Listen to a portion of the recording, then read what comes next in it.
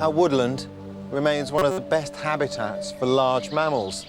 But of course the problem is getting to see them because most of them are nocturnal.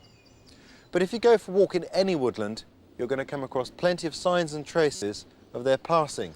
This, for example, is an animal trail. And you can tell that it's not a human track because there's a log passing over the top of it. Now with experience, you can look at that and know that that's a badger trail. But the only way to do that is to follow one of these trails and look for some tracks. The most important thing when you're tracking is to try and keep the tracks between you and the sun. That way you get the best view of them. It's also important not to tread on them. That may sound obvious, but people do it all the time.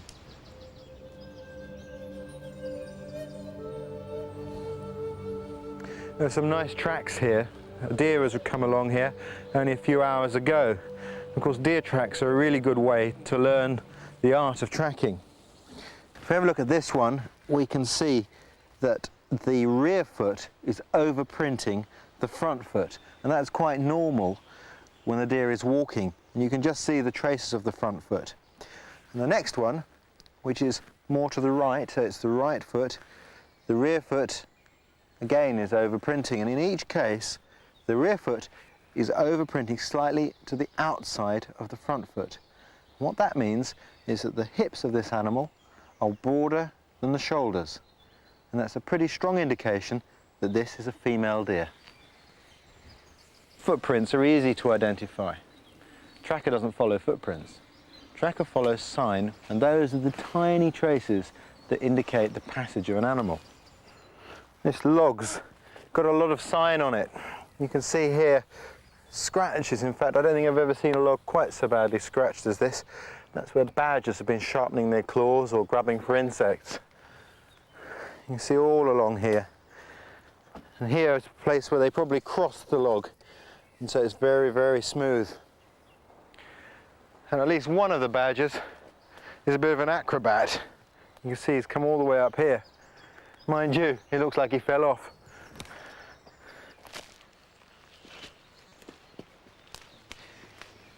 This hole here almost looks like it's been cut with a shovel, but of course it hasn't. This is a badger's toilet, and there he's done his mess and shoveled stuff back over the top. Badgers are quite fastidious creatures, but that square shape never fails to amaze me. It's a really classic badger print here.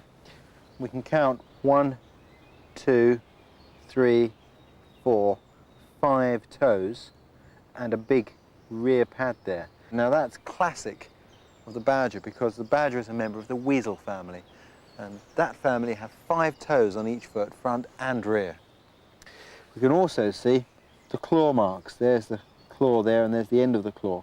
And those claws here are very short, so we know that that is the rear foot, because the badger has long claws on his front feet for digging, and they would be maybe twice that long.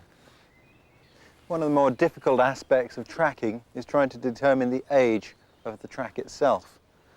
Now, there are several ways we can do that. If, for example, it had been raining, we could find water trapped in the track or pockmarks from the rain itself.